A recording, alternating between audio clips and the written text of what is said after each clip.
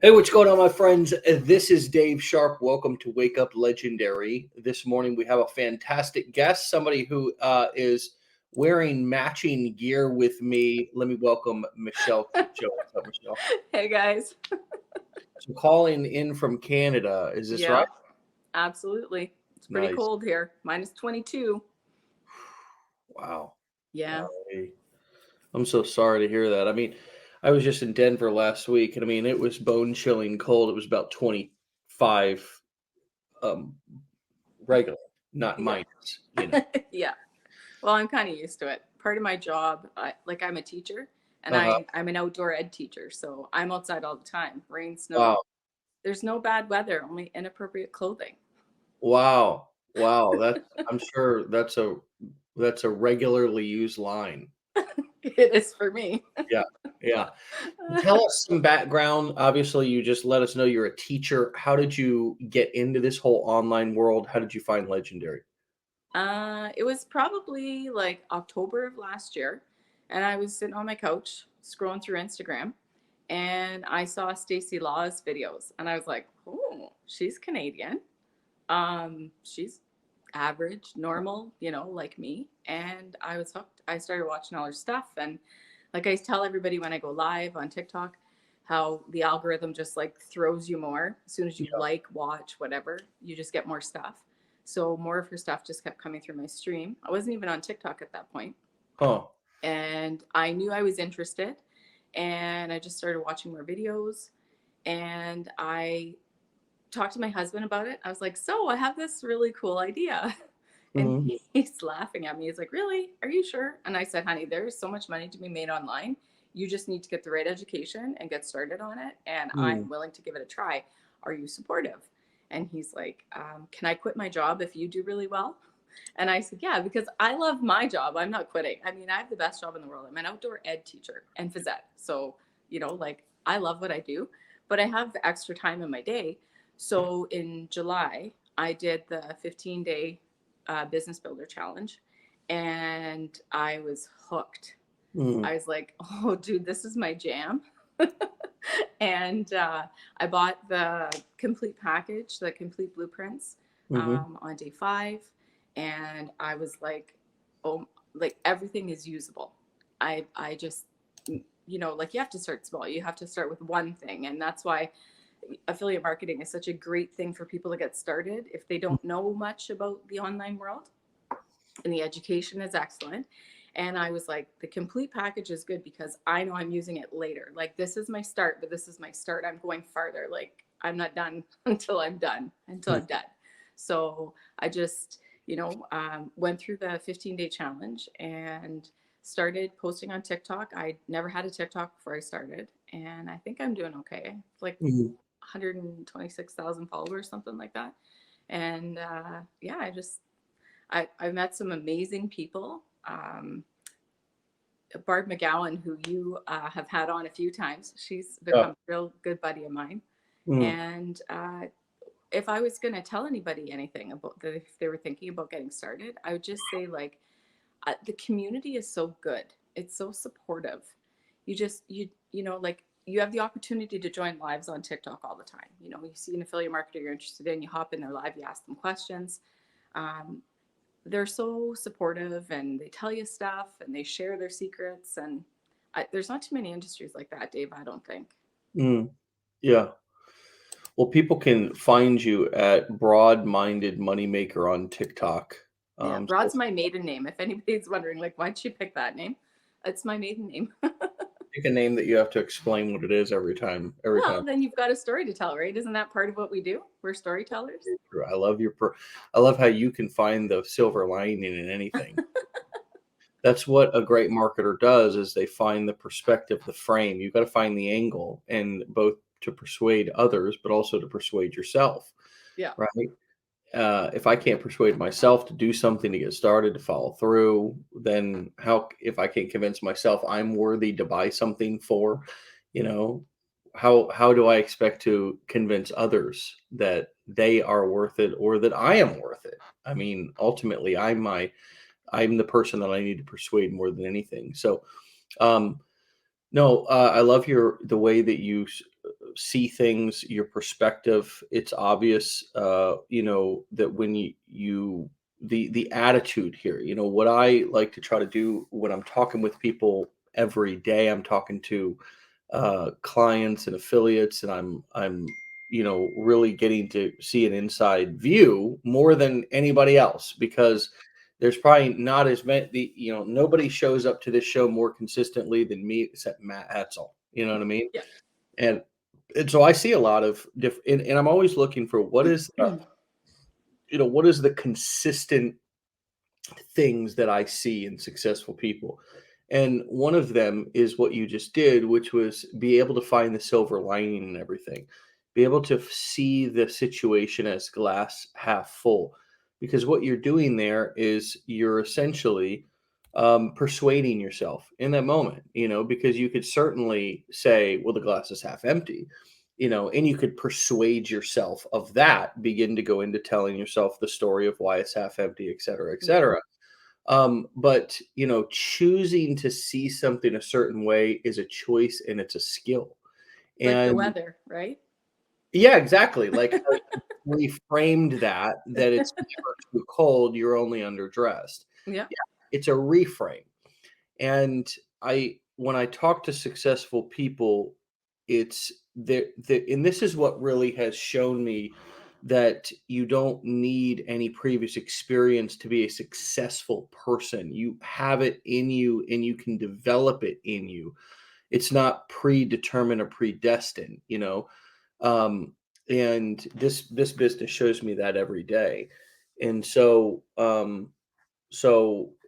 hopefully you all heard that and understand what we're talking about right now, which is the ability to be able to see things through a certain angle, or see that, or find the silver lining, which gives you the ability to be able to, I think, see the teachable moment in everything. Look at everything as an opportunity instead of as a hindrance. And how have you adjusted, or was there an adjustment there from going from employee, and you still are, you say you love your job working with kids and doing physical education. Was there a transition of going to entrepreneur to where ultimately you were the one in charge? I mean, you're not even handed a schedule, at least with your job, you've got a schedule, I would think, where you're not handed a schedule, where it is all on you, where you did tell your husband, do I have your support? But now it's ultimately up to you to follow through. What has that been like for you? Well, it's not really my first venture in entrepreneurship, but it's more like it's my first online. My husband and I had a restaurant for 8 years, Mm, and we had like a 300-seat Italian restaurant. He ran it. I supported any way I could. I waitressed, I mm, painted, I designed the menu. So I'm totally familiar with the put the work in on the front end, and you're the one that reaps the benefits, but also that you set the hours, you know, and my husband's a plumber and he works a lot of hours. And I always felt like there was something that I needed, um, that I wanted to do. Like I knew I had a set of marketable skills, but I didn't know what it was. And like the training that I got through Legendary kind of opened my eyes to that, mm, because the teaching skills that I have are marketable.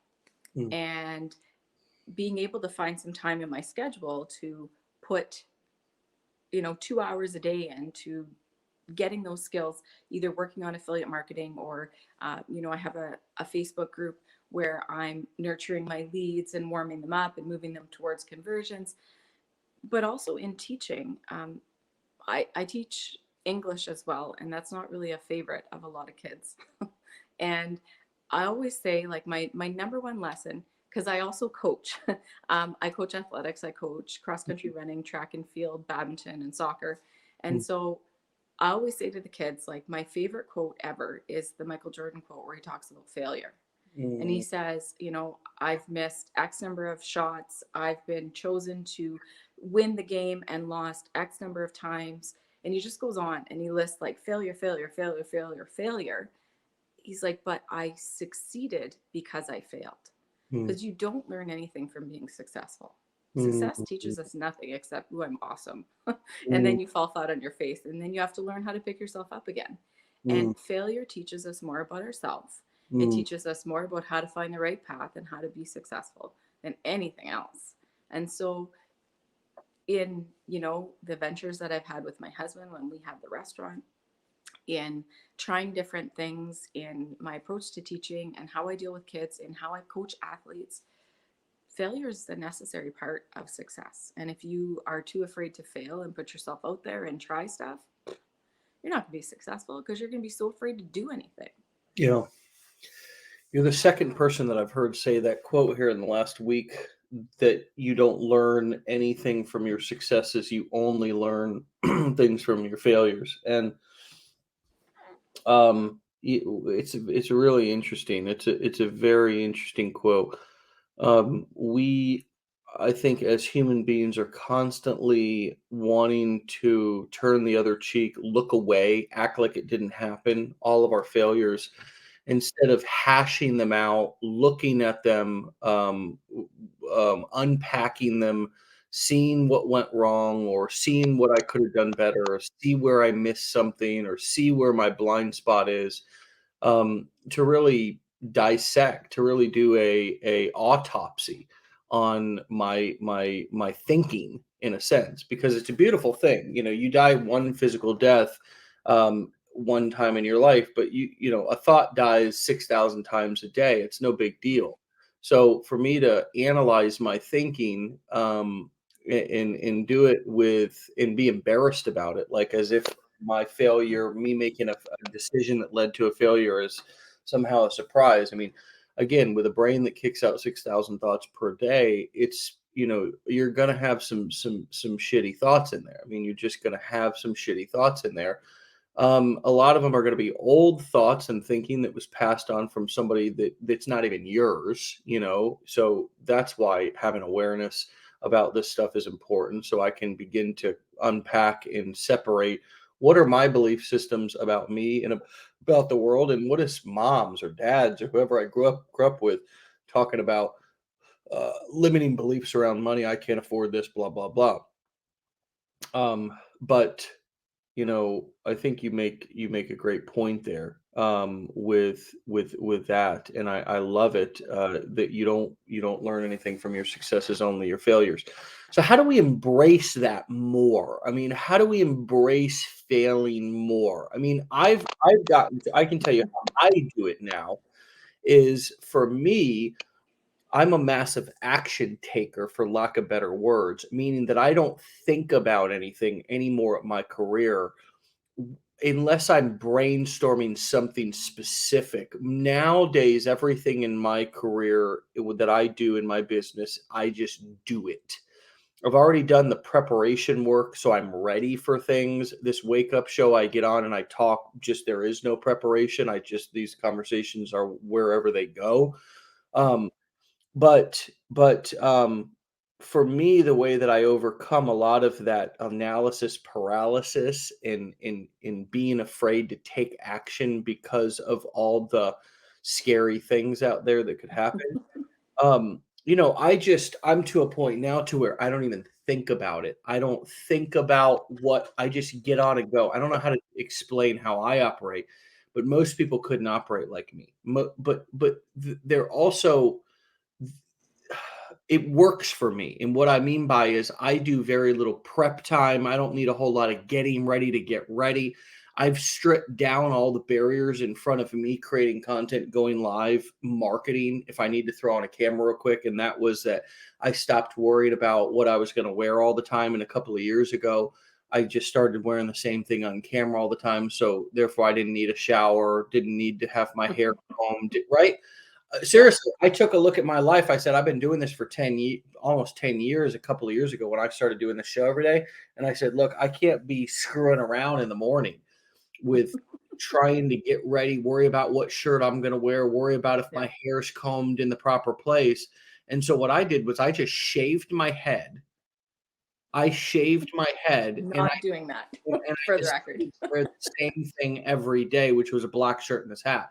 Yep. And that was one of the ways that I got into massive action, in eliminated barriers, so I could go live every day and be mentally present, so I could actually do a good show here, because if you go live, it's what you say. You want to make it. There's no do overs, is what I'm saying. No, You know I what I call mean? those the cannonball moments. Yeah. So, like I'm an outdoors person. I'm outside all the time. We spend a lot of time at camp. I hunt, I fish. And one of our favorite things to do when we're at camp is go to the swimming rock and jump off. Hmm. And, like I have two boys, my oldest is 19, my youngest is going to be 16. Wow. And when we go to camp, one of the biggest milestones for them was being able to cannonball off the rock, right? Because it's like a 15 foot to like 10 foot drop. And Yeah. that's like something that takes brave, like you have courage. And like when you commit to a cannonball, there's no going back, right? The only thing you have time to do is plug your nose. And then it's like exhilarating. It's that rush of jumping in. And so I'm kind of like you. Like I don't do a lot of prep and planning. I just like jump. Mhm. And I've been teaching and coaching for long enough that I don't need to be fancy or have stuff set up because I know Right. that like learning comes in as you're going through and you just have to learn how to like pick it up and deal with it. Yeah. So when I decided I was going to start this, $7 is nothing, right, for the Business Builder Challenge, but it was a huge cannonball moment for me because I was like jumping into something brand new, 47 years old, never done anything like this before. And I was like, okay, here we go, and jump in. And then when I bought the blueprints, it was the same thing. It was like a huge cannonball. And then I was like, okay, dude, you just spent a shit ton of money on yourself. Now it's time to, like, my grandma used to say, like, shit or get off the pot, Michelle. So, I was like, okay, it's time to get off the pot. We Oh, gotta go. And I you just have to like make a commitment and just like go with it. And so for me, that's what I'm an action taker. And you know, when I first started, I look back at my first videos on TikTok and I was like, oof. Like I tried to be so perfect and like hair, makeup, whatever. And then afterwards, I was just like, screw it. Actually, I didn't say that. I said, mm. I was like, whatever, and I'll hop on TikTok and do a live when I get out of bed Saturday morning. My hair's in a ponytail. I got a cup of coffee. I'm going to go down and do a workout in 20 minutes. But it's just like, I find it doesn't matter anymore. Like, if yeah. you're authentic and you are real and you are talking to people from your heart Yeah. and you're being honest, like, you're going to connect with people and they're going to learn from you have a story to tell. It's worth telling. Yeah. You're going to find your people. They're either going to be like, ooh, what's she talking about? Or they're going to go, nope, not interested.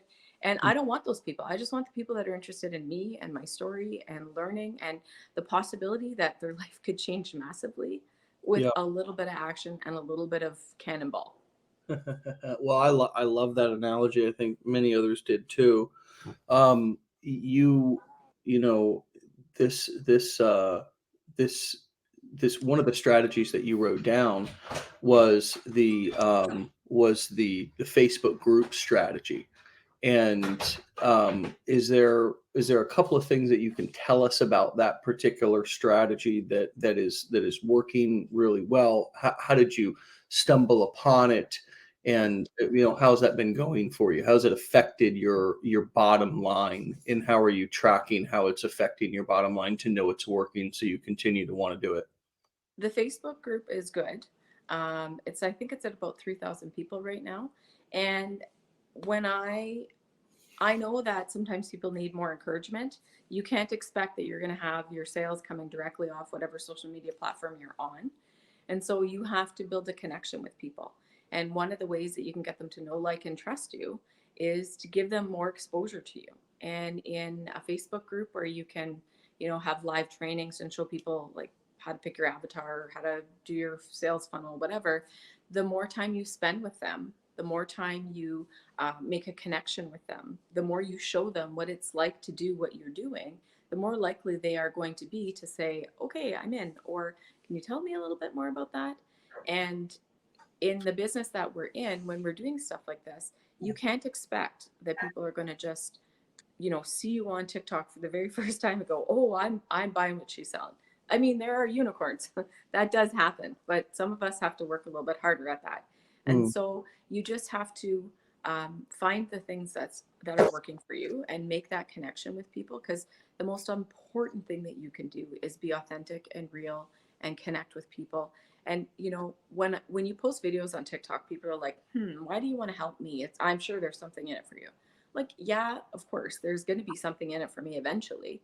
But Mm, when I got started, there were so many people who were good to me, who, I reached out to and I asked questions and they answered questions. And they didn't ask me to pay them, they didn't ask for anything, they just shared. mm, And I just say, I want to pay it back and pay it forward so that other people can get started, because it's life changing. When mm. you see that you've got an income coming in that's, pretty close to letting your husband replace his job, that's a good thing. That's our end goal. I want him to work for me. um, he's like, "Can I quit my job and be your employee?" I'm like, "I don't know if you want me to be your boss." He's like, "No, I'm pretty sure I do. I'm, like in toilets for a living, so I'm pretty sure I would rather work for you." And so that's what our end game is. We Imagine want to what get. a plumber is like up in minus 22-degree weather when he's crawling around under crawl spaces, and not a job that I'm envious of. No, he came home and he got under the blankets yesterday. I was like, "Oh, are you okay?" He's like, "I just have this chill I can't shake, and I hate this." I was Yeah, like, "Okay, honey, I'm working on it." yeah, But really. it's Facebook groups are important for building community and increasing the likelihood that people are going to make purchases and have exposure to your message. I had a student maybe 6 months ago that was getting started. Also ran into Barb McGowan, was a lady that you mentioned earlier, I and kind of like her. she was sending, this lady was sending people to Barb's group because she thought, oh well, I'm not ready and qualified yet to have a group of my own. Yeah. How did you, and you also knowing Barb and could have, and that's not a bad, wrong. I'm not here to throw her under the bus or anything like that. What I'm here to ask is, was that something that came up for you? And how have you given yourself permission to go ahead and be a leader to people? So that was another cannonball moment. And I've been teaching for 27 years and I've been coaching for 27 years. And my job is people. And I teach English to kids who hate English, who don't want to read, who don't want to write essays. And so I've learned a lot about people and I know how to connect to people. And so for me, the Facebook group was a natural extension. I came up with it on my own. I knew that people who did this had Facebook groups, and I was like, well, I got to do it.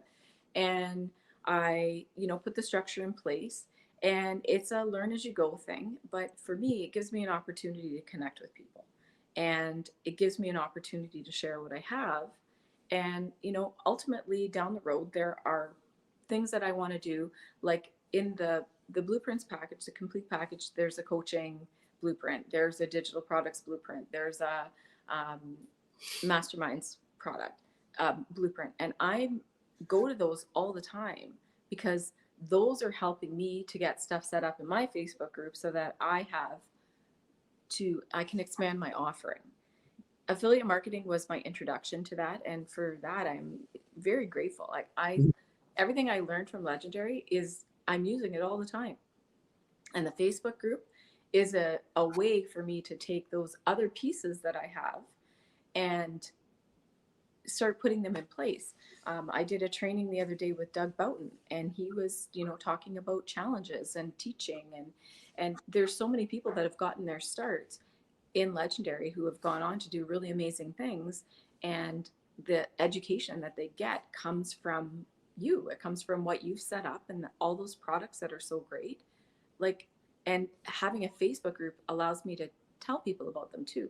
So if you get people in your Facebook group and you're talking to them and you're warming them up and you're showing them things, it's easy for you to say to them, like, this is the next step. If you're interested, go check this out. Look at what you can get when you go to Legendary.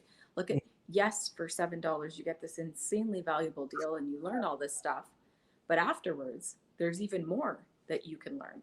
And there's like the marketers club, and there's like all this, the what do you guys call it, like the Netflix of marketing. All these things I've gone through and watched videos and taken notes, and the education is what I use to make that Facebook group work for me. I couple of comments. struck a couple of things in my head. One lady, Shannon, said, "I don't even know what I do or share in a Facebook group." And um, I wanted to toss that over to you, of course, to know how you would respond to that. One thing I wanted to say real quick was that there is a big difference in being a keynote speaker slash limelight hogger and a facilitator. Yeah. And let me even put it more simpler. There's a difference between being the star and being the guru and being a facilitator. And I think one of the biggest shifts that I've made in my career is going from being the star to being a facilitator. Yeah. It what I didn't realize when I first got started was it was more profitable to be a facilitator than to be the star, to be the Mhm. guru. Because if I'm a facilitator, I can lean on the group. I can lean on others for information. I give myself now permission to learn from you, who is a student of mine, right? I Yeah. mean, if we were to look at this from a just a strictly technical, you're a student at Legendary, I taught you stuff.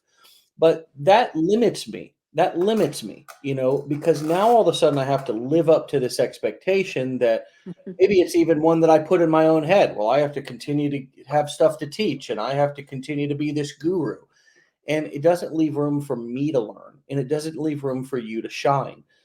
And one of the best things that you can do in your Facebook group is learn how to be a facilitator, which means that you don't need all the limelight. That your job is to start conversations. And then if the conversation gets derailed or people start getting negative or triggered, that you can bring it back on track. And I've applied that in a lot of things that I've done, and my income's only gone up. Instead of needing to be the person who's always the star of everything or who has all the answers to all the questions, is all I am is a cog in the wheel. I'm a facilitator of something. And people are paying nowadays for community. So another thing that's a benefit to having your own Facebook group or community is that people want to be a part of something. So when you can offer them your community and say you're an affiliate of Legendary, you can say, "Hey, come join my community. This is an awesome micro community to an even bigger community you can be a part of." Or if you're in the DIY niche or the parenting niche, wow, what a Facebook group or something like that to get people coming together to answer quick. It also lightens the load for you Yeah. as the affiliate or the course creator or the coach, right? Because now all of a sudden you've got the group who's contributing to the answers of the questions. And I'm going to tell you something. The two things. There's nothing that will help you more as a content creator than having a community of people who are also willing to help. Number two, there's nothing more profitable than community building. Yeah. And that's one of the things that people don't really understand about what I do online is that I go above and beyond just creating information products. I go above and beyond just doing affiliate marketing. I really build communities, and the reason why those communities are so important is because people will stick with something if they're sticking together with something. And they will feel there will be more excitement to get started if there's more social proof of other people doing it as well. It's just Absolutely. basic human psychology, right? So there's nothing easier for all of you, which leads me to my second question, and I thought this was a good one. Of course, Shannon said, "I don't even know what I do for a share in a Facebook group." But then Kurt said, "Michelle, what do you do on social media to send people to your group, essentially to Oh, get good them question. to come into your group?" So consider those thoughts that I just said about being a facilitator. And I want to try to eliminate the fear that you may have of starting a group if you're brand new because you think you need to be a guru. But answer that question. What do you Yeah. do on social media to send and or attract people to into your group? And then we can talk about some of the other stuff. Sure. Hi, Kurt. So two things. The best thing you can do inside your group is to ask questions and ask people like, what are their pain points? Like, what are you struggling with? What do you want to know? What's the thing that you're most interested in learning about? Because if they tell you, then you can either go to all the education that you have and start, pulling things out to help answer that question. By answering the questions and solving their problems, you're giving them a reason to know, like, and trust you and to come to you as an authority. And you're not setting yourself up as this like big crazy guru. You're just proving it. And that your social proof is that you can answer that question for them. And to get people into my group, when I post on my social You're media, proving that you can help them by actually helping them. yeah, yeah, I'm not just saying I'm a guru. I'm not. I've been doing this since July, but I can certainly point you in the right direction, and I will do my damnedest to make sure I answer the question for you. Because when I had questions and I asked people, they helped me out. So I'm going to help you out. And then to get people in the group, when I have, when you design a video to put up on, YouTube or TikTok or Instagram or whatever, you need to have a call to action. And the call to action usually comes at the end. You have your hook, your story, and then your call to action. And a lot of times my call to action is just come join my Facebook group. I have a series of videos and some worksheets that I've created that's like a free course that complements the 15-day business builder challenge. And I offer people the option to come into my course, come into my Facebook group, take my free course. And like in that free course, every link you click, I'm saying like best education to start with the 15-day business builder challenge. And that gives people a starting point. So I'm helping them. I'm teaching them what I know. I'm giving them the option to have exposure to my links for Legendary so that they can see how to get to where I am, how I started. I talk about how I started all the time and that it was this $7 that changed my life, because it really was. And that's so I get people to come into my Facebook group. I offer them something. You have to over deliver and under promise. Oh no. Yeah, under promise, over deliver, right, Dave? That's it. And if you give them way more than they were ever expecting, so come into my group, take this free course, ask any question you want. I will answer it, or somebody in my group will answer it, as I am not the holder of all answers, the font of unending knowledge. No, there's stuff I don't know, and I'm going to throw it out there to the people that don't. And I'm not afraid to say, I don't think I know the answer to that, but I'll find out about it. And then when you give people that value and you give them an incentive to join, that's the way that you make those connections. That's the way you prove. You don't just state, you prove that you know what you're doing. And when they're looking for more answers, they will come and ask you, because you've given it to them for free, for way more than what they thought they were getting. And that's the value of the Facebook group. And those people who say, like, was it Shannon who said she didn't understand like what you would even talk about? You talk about the fact that you don't know what the hell you're doing at first. Right? You're like, yeah, this is new, but I'm figuring it out. And here's my successes so far. And success isn't always money. Success might be a lead. Like the first time I got a lead, I was promoting the 15 seconds free lead. I got 20 cents or 40 cents, 40 cents. And I like ran outside and did cartwheels. And the kids were like, Mom, are you okay? Because I fell and hit my head. And I was like, I got a commission. I'm so excited. Ah! And they're like, whoa, how much did you get? I was like, 40 cents. They're like, what? I'm like, no, it's proof. It's a milestone. It works. It happened. If this happened, the big ones are going to happen. I just have to be patient. And like for some people, they'd be like, oh, all I got was 40 cents. But I'm like, no, dude, I got 40 cents. I didn't have that before. And, I'm going to keep grinding. And so when you start off and you're new and you think you have nothing to talk about, well, if you totally effed up your funnel and had links going somewhere else or copied somebody else's affiliate link, and you can share that with your group, you're going to be like, yeah, shit, man. Bad stuff happens, but you got to figure it out. Like I was proud of myself because I had something like that happen, but I was proud of myself because I figured it out. I went back, I looked at it, I figured it out. Remember we talked about fail forward? Like you have to fail to be successful. And I was like, oh, I will never make that mistake again. And I don't, because I always check that, because I remember that one time that I did that one stupid thing that cost me probably leads, whatever. And I shared that with people. I shared it in lives when I was talking to them. I shared it on my TikTok videos. I shared it in my Facebook group. And like, we're imperfect people. We make mistakes all the time. And failure is part of being successful. You talk to anybody who's a millionaire, trillionaire, gazillionaire, whatever, they're going to say, oh, yeah, I screwed up big time, lots of times. But they keep going and they pick themselves up, dust themselves off, learn from that shit, and then keep going. Yeah, I couldn't agree more. And um, one of the best things that you can do for your group is you can help people feel supported by helping them figure out what their questions actually are. Okay. Yeah. And let me explain what I mean by this.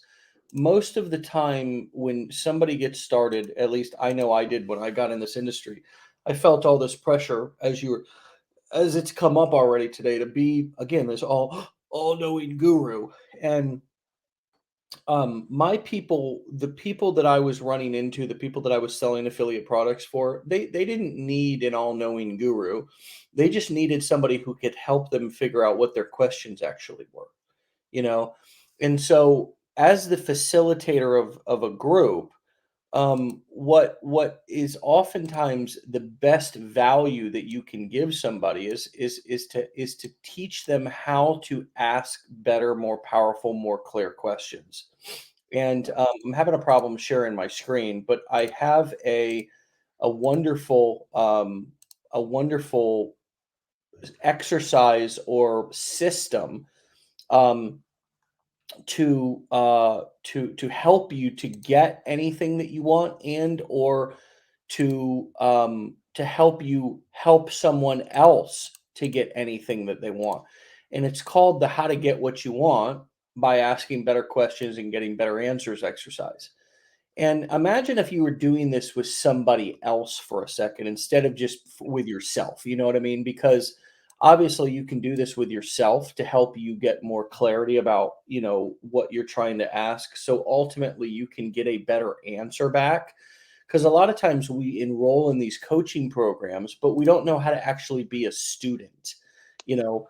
And I think that's a big problem. And I don't know where we learned that from, where we didn't learn that from, but what I learned when I was young was if I ask a question in the middle of the class, I'm putting myself out there. I could be laughed at, giggled at. Kids are immature, they're Mm-hmm. mean. So we kind of learn to not ask questions and just sit in the back of the classroom. But that doesn't get you very far if you paid $2,500 for a course or whatever, and you want to get the most out of it. So what I always tell people to do is first get clear on what your question actually is. Yep. Simplify and clarify it until you can read it and know exactly what you're asking. Or you know that if you put that question in front of somebody else, they would be crystal clear about what you're asking. If there's any room for, what do you mean by that? Or I don't understand, or whatever, then you're not going to get the answer that you want. You're not going to get the support that you need. So let's say that, you have 20 people in your Facebook group. You might say, hey, what's everybody's biggest hurdle? Ask me your questions and let's try to, you know, clarify and simplify what your question is so we can actually get you some help today. And what you'll see is if people tell you what they're struggling with, they don't even understand what they're struggling with. So how can you, right? How can a coach? The next thing is this is step number 2. Briefly and clearly explain what you've tried already. So, I can't help you unless you tell me what you've tried already because I don't want to suggest something you've already done. So, Yep. I can help somebody by step 2, asking them to clearly and briefly explain what they've already tried. Next, outline what you think the solution might be, right? So, now you're going to do some thinking on your own, right? I'm not going to do all the thinking for you. Um, Next, ask respectfully and humbly for feedback. Uh, if somebody has time to help, if they don't have time to help, don't take it personally. Just make sure you put into action what you've been suggested. And thank the person for their advice, but also ultimately take responsibility for the outcome, no matter how it worked. My point here is this, and I wanted to just give you those couple of steps because they'll help you to help your students or your community members ask better questions. But ultimately, one of the best services that you can offer somebody is to help them to get clarity on what it is that they actually need, Yep. what it is that they need help with. Because a lot of times somebody just doesn't know how to ask it or doesn't know how to get clear.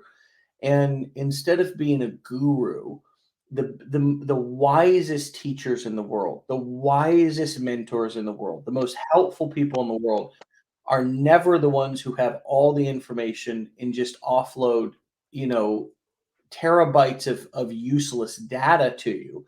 It's people who have a way of putting it back on you and helping you and giving you permission to figure it out on your own. Yep. And a lot of people want you to do that for them, but they're not going to get anywhere if you do it because you're not in their head and you haven't lived their life and you don't have their experiences. You Right. have to, and people want easy fixes. It's like you get a lot of tire kickers in groups too. You know, they look at it, they're like, oh, I'm going to learn this. I'm going to take this free course and I'm going to make $1 million.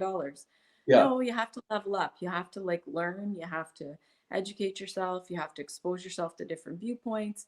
You have to dig deep. You have to look at how your success, you have to look at your failures. Mm, And you can't just be this person that thinks they're going to get into something for nothing because it doesn't work like that. yeah. Even if even if you start off with the 15-day challenge, you spend your $7 and you never go farther than that. If you invest in learning in any free way that you can, you're still putting a lot of, like, you're still spending something. You're either spending money or time.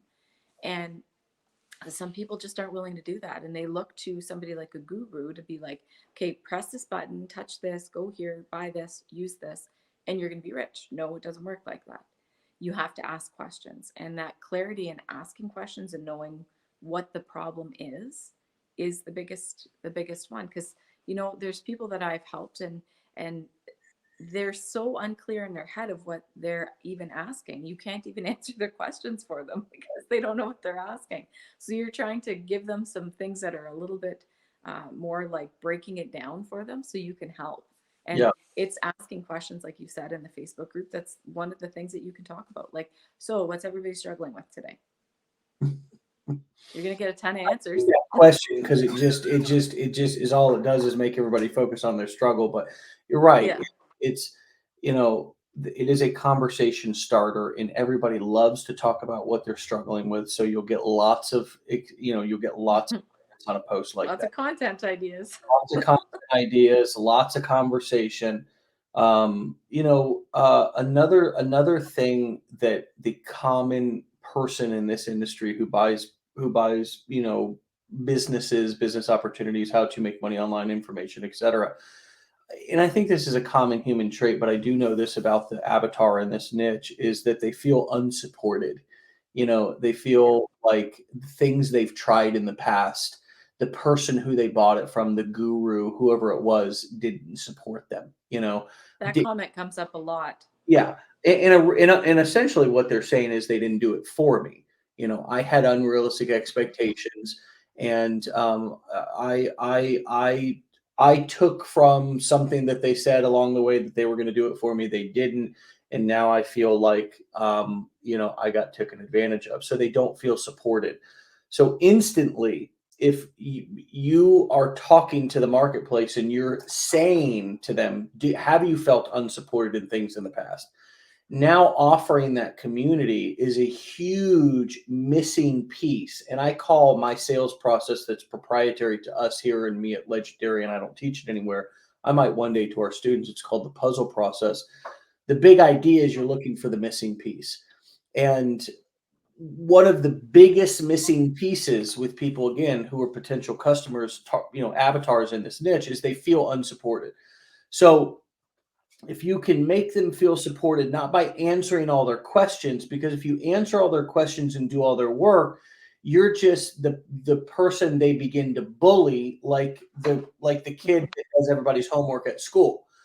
They Yep. have to respect you. You have to earn their respect. And the way that you earn people's respect is you ask them powerful questions, and then you give them space to be able to figure it out on their own. Nobody respects somebody who's constantly giving out advice and unwarranted, unasked for advice, and leaning in sort of always pressuring themselves and forcing themselves onto people. Nobody with that sort of a personality has any real influence over people. They might have the influence of a handful, but not large quantities, because nobody likes that. What people want is they want to grow. They feel happy when they're growing. Studies have showed that people feel happy when they're growing versus when they're making more money than they've ever made, because the idea of feeling like I'm growing and progressing in life is what makes a human being happy. Um, so by being somebody, a facilitator of a group, you have an opportunity to touch all these pieces, to help to both speak somebody's language and say, I know you may have felt unsupported in the past, right? Yes. And I'd like to help you feel more supported, but not by giving you all the answers to the questions, because I don't have them either, but by True. maybe helping you get clear on what your questions are, right? Yeah. So you can accurately diagnose your problem, and maybe we could write an accurate prescription. But right Yeah. now, the biggest, and this is for every newbie person who's listening to this call, and I'm only able to say this after over a decade of experience, your problem is simply that you don't know how to diagnose your problem. That's it. That's it. You don't know how to diagnose your problem. So you're the doctor who's both diagnosing and prescribing, and that's why it's a shit show, right? That's why your financial situation in your business is a shit show, because you're trying to both diagnose and prescribe medication for the problem. And that's why I'm saying to all of you who are wondering, what do I do right now? Well, go out. You don't have to be a doctor, but be an advocate for people in these Facebook groups, in your Facebook group, or in others' Facebook groups, on TikTok, wherever you're marketing, and be an advocate for them to help them to get clarity on what it is that they want. Help them Yeah. get clarity on what it is where they're struggling with. Help them get clarity with ultimately what their fears are. You want to do powerful work that's influential with people, put down the tech talk for a day, and talk to people about what is holding them back. What's their fears? What are they afraid of? Have that powerful conversation. Now you get to facilitate. And when you share your answer, I don't have to give you a bunch of feedback and solve your problem. I just have to say, thank you for sharing. That was really powerful. I feel like I know you a lot more now, right? Say And that. that's what you talk about in your Facebook groups. Yeah. You just have to be real. You have to be a person. Yeah. Well, look, a great conversation. I could go on and on about this, because I mean, nothing is ever what it seems, and here's what I mean by that. We could say, hey, today we are going to be talking about Facebook groups. Michelle is just absolutely crushing it, but there's always an underlining success factor. It's never the strategy.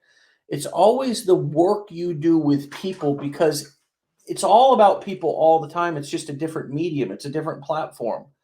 But it's how do you connect with people? And that's why we have to learn how to become facilitators and persuaders, rather than be dominant A type personalities, be people who where are in, who's the person that you are when you're your most insecure? It's probably your most loudest and arrogant, if I was going to guess, because most people, we overcompensate by being, loud and arrogant when we feel our most insecure. So, what I say that to say that this business needs more people who are, you'll get a lot further if you help people to, to facilitate their process, Yeah. instead of in help guide their process, and just be a support, part of their support group, instead of having to be their doctor and try to be everything to everyone. Your Facebook group can be a place where you simply bring people together and occasionally remind them that you're the host of the group. Yeah, I like it. That's what you have to do. You have to give people an opportunity to share, and they're more comfortable sharing if you share. And if you admit that there are things that you don't know or there are things you're struggling with, um, because everybody's been through stuff. You've been through stuff. I have stuff that I've places I never want to go again. And when they see people who you don't have to necessarily disclose all that, but when you say, like I've been through things and I know what it's like to be, I missed that car payment, I'm behind on my taxes, I did this, I did that. And when they can see that you're that real person and you're not afraid to share that stuff, they feel more comfortable asking you the questions. And then you can get away from that, like, I don't know what the question is I'm asking, because there's all this like anxiety and nervousness and tension, because like what if she thinks something of me because I say like I miss car payments, or but it's the thing, just being honest and real and sharing.